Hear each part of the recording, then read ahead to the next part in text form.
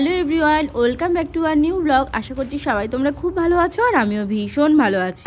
Winter season বলে একটু দেরি করে ঘুম থেকে উঠছি। ঘুমটা যদিও তাড়াতাড়ি ভেঙে যাচ্ছে, কিন্তু বিছানাটা ছাড়ছি একটু দেরি করে, যাতে একটু কিছুক্ষণ হলেও পরেও লেপের তলায় থাকা যায়।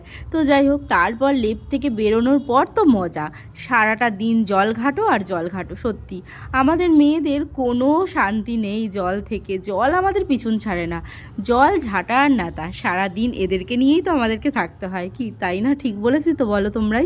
যাই হোক, তারপর তো কাজকর্ম শেষ করে স্নানটা করে চলে এসেছি রান্নাঘরে। তারপর এবার খুন্তি আর কড়াই, এদের সঙ্গে এবারে যুদ্ধ চলছে।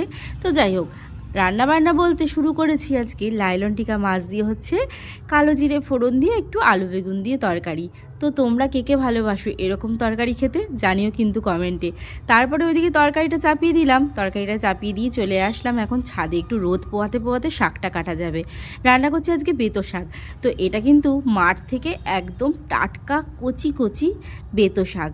তো দারুণ কিন্তু লাগে আমার বেতো শাক খেতে। তোমাদের কেমন লাগে অবশ্যই কমেন্ট করে জানিও কিন্তু। একদমই কচি শাকগুলো, জানো তো, পুরো ছোট ছোট একদম শাকগুলো, জাস্ট শিকড়টা শুধু বেছে নিলেই হয়ে যাবে। আর রান্না করছি চিংড়ি মাছ দিয়ে বেতো শাক।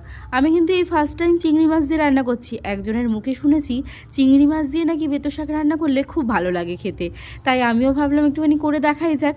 আর মাছের বাড়ি, মাছ তো সবসময়ই খাচ্ছি, সে আর বলার কথা নেই।